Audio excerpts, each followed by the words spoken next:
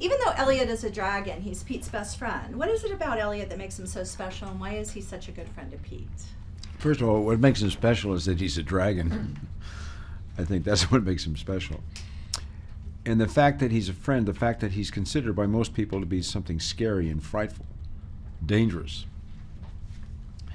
the fact that he becomes a friend, I think those two things are at the heart of the film, the center.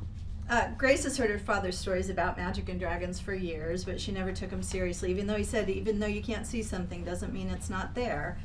Why do you think people need a little bit of magic in their lives? Oh, I can only speak from my own personal, when I was a kid growing up, fairy tales, storytelling was a big part of my life. It was a chance for me as a young person to be able to be taken to a world larger than the one I was in. And it had magic in it. So the word magic was mesmerizing as a child. When I would hear the word, I would get excited. When I would hear once upon a time, I would get excited. And then you grow out of that. You become an adult.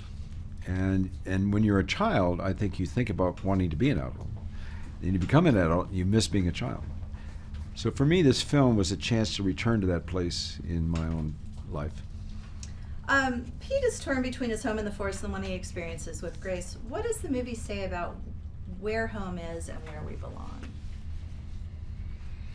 Home is where the heart is. That's how I see it. I mean, there are a lot of things about home. Home is the sailor home from the sea. Home is the hunter home from the hill. To me, it's just home is where the heart is. Where does your heart beat the strongest? That's where home is. Most people have obviously never met a dragon, but we've all had a pet that was a best friend to us. How does that kind of relationship compare to Pete and Elliot's? What relationship? Having a pet as a best friend. Oh, well, I think pets are very important, particularly for young people. I think a companion, a young person,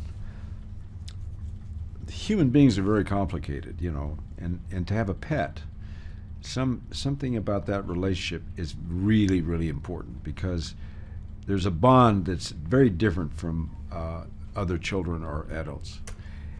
And I think it's very comforting. And particularly when you feel like you have control over the pet, and the pet gives you love, and you can give love back, but you have control of the situation. That's why I think pets are important. This movie touches people in different ways, and I'm sure a lot of people who are seeing this movie will have seen the original as well. What do you hope audiences take away from this movie when they leave the theater? I hope they take away the idea that the value of the imagination, and feeding the imagination with stories like this, remembering how valuable the word magic was as a child, and try to keep that alive in your life.